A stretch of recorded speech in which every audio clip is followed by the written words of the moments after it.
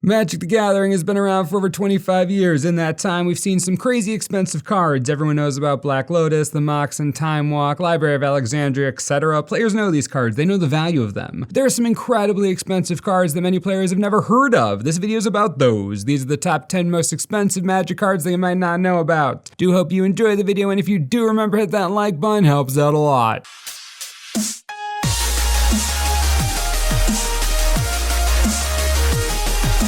Number 10 and number 9, respectively, are Splendid Genesis and Fraternal Exultation. Both of these cards were created to commemorate the birth of Richard Garfield's first and second child. Splendid Genesis shuffles all cards in the game together and deals them into 3 decks. The game continues with a new player. That's cute as heck. Then Fraternal Exultation is a sorcery that says sneak into your parents' closet to get a deck. Your new brother has joined the game. Hecking cute. Obviously, these cards aren't legal in any format and were created solely as a celebration of the creator of Magic's family. Some cool facts. The art for Fraternal Exultation was done by Richard Garfield's sister in Splendid Genesis by an early Wizards of the Coast employee. While there are no hard numbers to go on, those in the know believe that 1 sheet of Splendid Genesis was made and 2 sheets of Fraternal Exultation were made. That means 110 Genesis and 220 Exultation probably exist, and while you can't play these cards anywhere, that doesn't stop them from being worth $5,000 each. If you want a piece of Magic history, tough to get more personal than these. Changing gears to something a little less Richard Garfield, number 8 is Hurricane.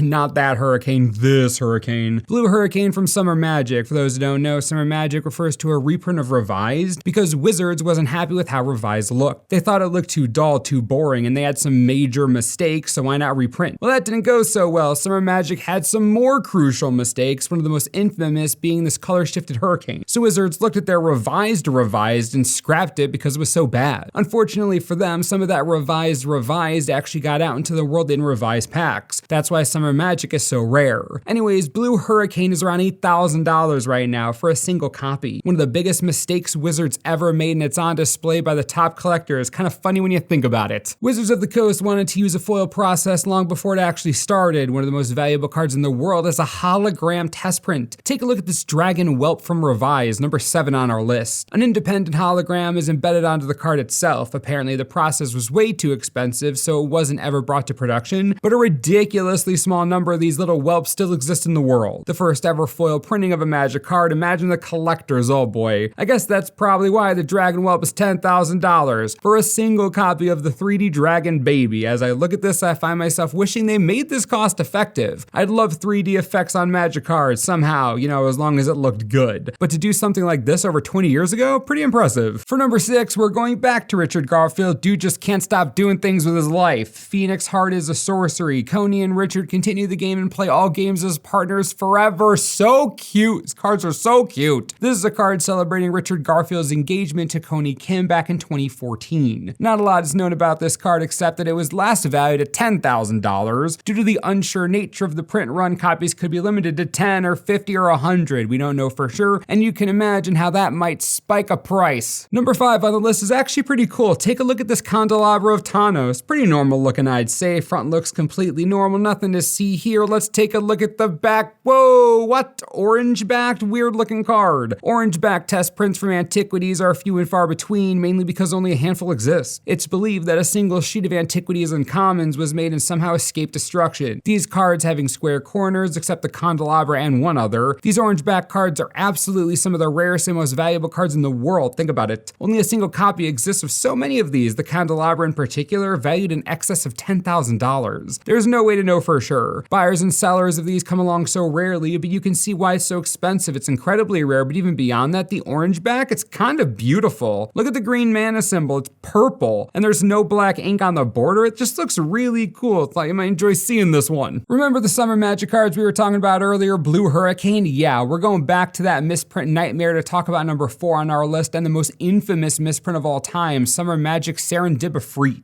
What you're looking at now is the original revised version. The original mistake, Serendibifreet is a blue creature, but this card has a green border, whoops. Let's take a look at the Summer Magic version. There you go, much better. At least that's what they thought, but guess what? Nope, wrong again. Look at the artist's signature on the artwork and the artist credited with the work. Yeah, not the same. Summer Serendibifreet, while fixing the color of the card, got the artist wrong. Anson Maddox is the real artist of this piece. Honestly, this revision was a nightmare. Revised was a nightmare, just a mess. Anyways, Summer Serendibifreet guaranteed a free just $12,000 right now, making it the most expensive misprint in the entire game of Magic. Best part? There's Summer Magic just lying around somewhere. Many think packs are still unopened, just somewhere. It's kind of crazy to think about. For the last time in this video, we're traveling back to Richard Garfield's life for the rarest and most sought after card we've never seen. This is Proposal. Allows Richard to propose marriage to Lily. If the proposal is accepted, both players win. Mix the cards in play, both libraries and both graveyards as a shared deck. Again, cute as all heck. But you might be wondering why there's a giant question mark on the screen. Yeah, that's because no one knows what the card art is besides the people who have seen the card physically. Richard and Lily asked that the art be kept secret because of how personal it is. And all of this time, the owners of the card have adhered to that request. There are 9 in existence, so you can imagine why the price tag on a copy is $20,000. And even then, you'd have to find someone willing to part with theirs, which is highly unlikely considering most copies were given to family members and friends. In 2018, there can still be secrets like this, and if you do go looking for Proposal's artwork, you'll likely find this one.